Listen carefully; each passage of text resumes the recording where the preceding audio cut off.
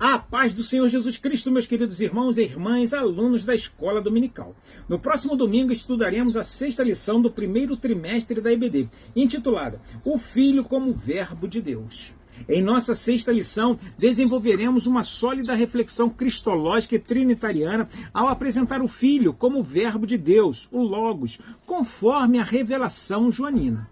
Demonstraremos ao longo deste vídeo que o conceito de verbo não é meramente funcional ou simbólico, mas ontológico e revelacional, expressando a eternidade, a divindade, a obra criadora e o papel revelador do Filho dentro da Trindade. Esta nossa exposição é firmemente fundamentada e alicerçada nas Escrituras Sagradas, especialmente no prólogo do Evangelho segundo João, articulando a unidade de essência e a distinção de pessoas na divindade. Vamos iniciar nosso estudo? Preparados? Vamos em frente, então.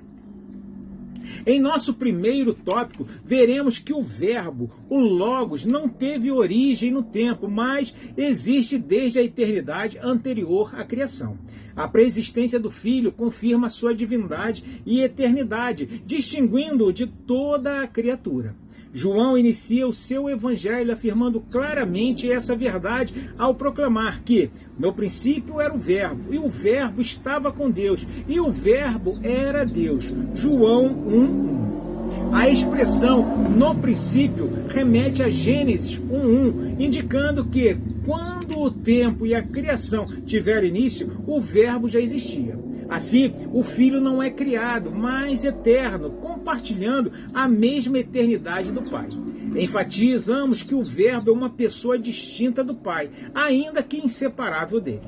A afirmação, o Verbo estava com Deus, revela comunhão pessoal, relação e distinção, e não mera manifestação impessoal de Deus.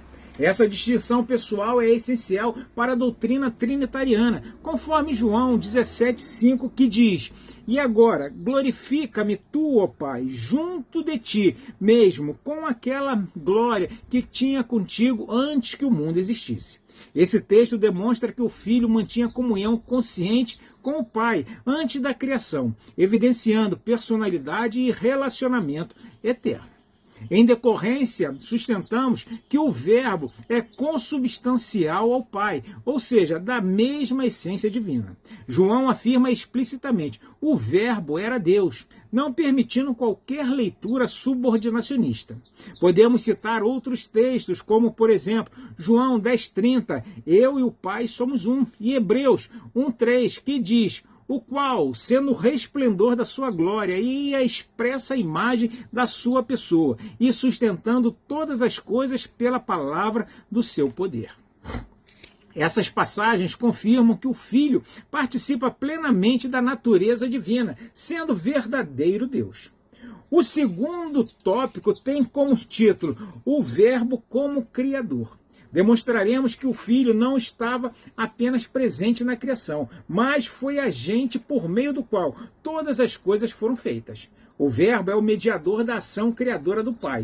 João 1:3 afirma: todas as coisas foram feitas por ele, e sem ele nada do que foi feito se fez.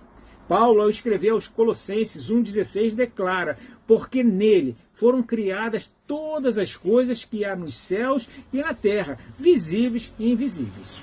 Esses textos reforçam que a criação é uma obra trinitária, com o Filho exercendo um papel ativo e essencial. Assim, o Verbo é apresentado como a fonte da vida, tanto no sentido criacional quanto redentivo. Toda forma de vida procede dele e depende dele, pois está escrito: nele estava a vida, e a vida era a luz dos homens. João 1:4. E porque como o Pai tem a vida em si mesmo, assim deu também ao Filho ter a vida em si mesmo. João 5:26. Vemos então que o Filho possui vida em si mesmo, atributo exclusivo da divindade, o que confirma a sua igualdade com o Pai. Cremos também que, além de fonte da vida, o Verbo é a luz que ilumina espiritualmente a humanidade. Essa luz revela a verdade de Deus e dissipa as trevas do pecado e da ignorância espiritual, pois a Escritura afirma em João 1,9: ali estava a luz verdadeira, que alumia a todo homem que veio ao mundo. E também, eu sou a luz do mundo. Quem me segue não andará em trevas, mas terá a luz da vida. João 8,12. Destacamos que essa luz não é meramente intelectual, mas salvadora e reveladora. O derradeiro tópico aborda o verbo como revelação do Pai. E aí compreenderemos que um dos pontos centrais da lição é a encarnação do verbo. O Filho Eterno assumiu plenamente a natureza humana sem deixar de ser Deus. Esse mistério é fundamental para a fé cristã.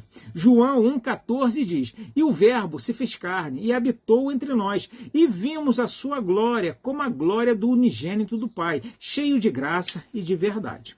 A encarnação torna Deus acessível à humanidade, sem comprometer sua santidade ou transcendência.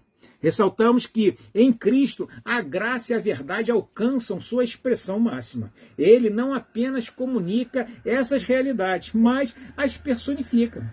João 1,17 traz a seguinte afirmação: porque a lei foi dada por Moisés, a graça e a verdade vieram por Jesus Cristo. E em João 1,16 afirma: e da sua plenitude todos nós recebemos, e graça sobre graça. Assim, a obra redentora do Filho manifesta o caráter gracioso e verdadeiro de Deus. Não podemos esquecer que o Verbo é apresentado como a revelação perfeita e definitiva do Pai. Aquilo que Deus é, em sua essência, é revelado no Filho. A Bíblia ensina: ninguém jamais viu a Deus. O Filho unigênito que está no seio do Pai, esse o fez conhecer. João 1,18. E quem me vê a mim, vê o Pai. João 14,9. Portanto, conhecer o Filho é conhecer o Pai, pois o Verbo é sua autoexpressão perfeita. Concluímos esse vídeo reafirmando que o Filho, como Verbo de Deus, é eterno, divino, criador e revelador. Ele não é uma criatura exaltada, nem uma simples manifestação temporal, mas a segunda pessoa da Trindade, consubstancial ao Pai e plenamente participante da obra divina. O Verbo revela Deus ao homem e conduz o homem a Deus, sendo o centro da fé cristã e da doutrina trinitariana. Assim, o reconhecimento do Filho como Verbo eterno é essencial para uma compreensão bíblica e ortodoxa da Trindade e da salvação. Chegamos assim, meus irmãos, ao final deste vídeo. Esperamos que esta síntese de nossa sexta lição do primeiro trimestre tenha motivado cada um de vocês a estarem conosco no próximo domingo, em uma escola dominical bem pertinho de sua casa.